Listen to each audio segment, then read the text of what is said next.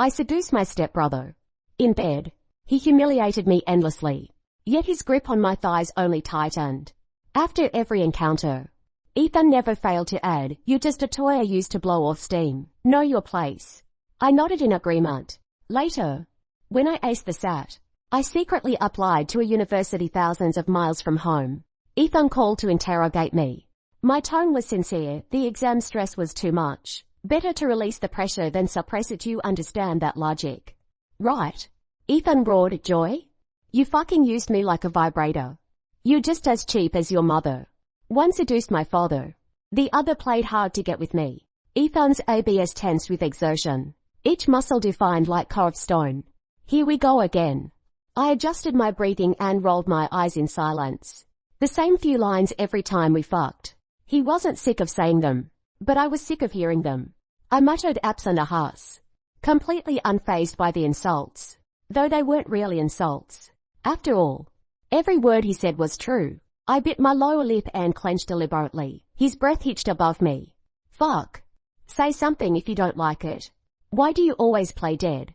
I had no intention of making noise. At most, I let out a few muffled moans when things got intense. Ethan had been dissatisfied with this for a while.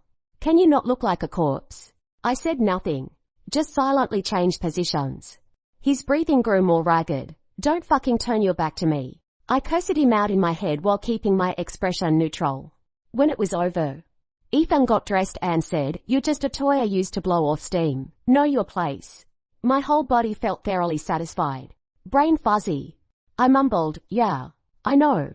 His response was slamming the door violently on his way out. Ethan was my stepbrother. Last year, my mother met Ethan's father, Richard Chen, while I was busy preparing to retake the SAT. She was plotting how to marry into wealth. After a year of effort from both of us, I fell 100 points short of my dream school. She successfully became a rich man's wife. So I started my gap year retaking the SAT. She began her secure status through pregnancy plan trying to conceive. We both had bright futures ahead. Yeah, right.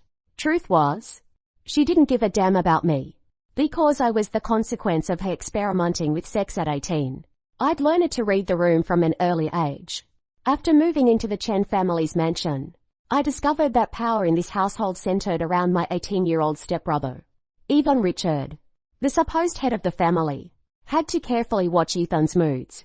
I found out later that Richard had married into his late wife's family. No wonder he'd waited 10 years after her death to remarry. What goes around comes around. I'd sworn never to follow in my mother's footsteps. Yet our life trajectories were eerily identical. Just as Ethan said, I played the innocent, the vulnerable, playing hard to get with him. Old tricks or knew it didn't matter as long as they worked.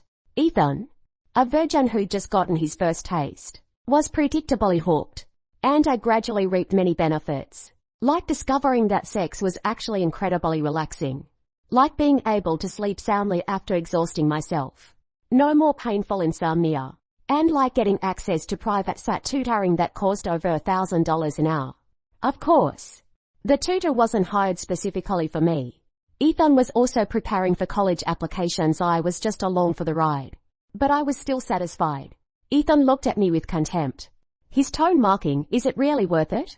Acting like you're dying over some college exam. It was worth it. Absolutely worth it. With no money and no father, the only way I could carve out a future for myself was acing the SAT and getting scholarships. Of course I couldn't treat money like trash the way young Master Ethan did. But I couldn't say that. I smiled sweetly and, right under the tutor's nose, snuggled into Ethan's arms, whining, "I just want to be good enough for you." Disgust immediately flashed in Ethan's eyes.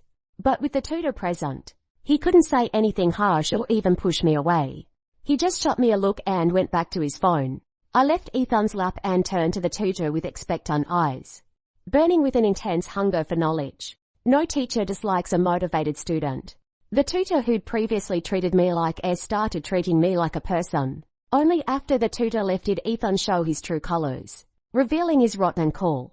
He crossed his arms, looking down at me. The corner of his mouth curved in a mocking sneer, his eyes full of amusement. "Joy, did you forget something?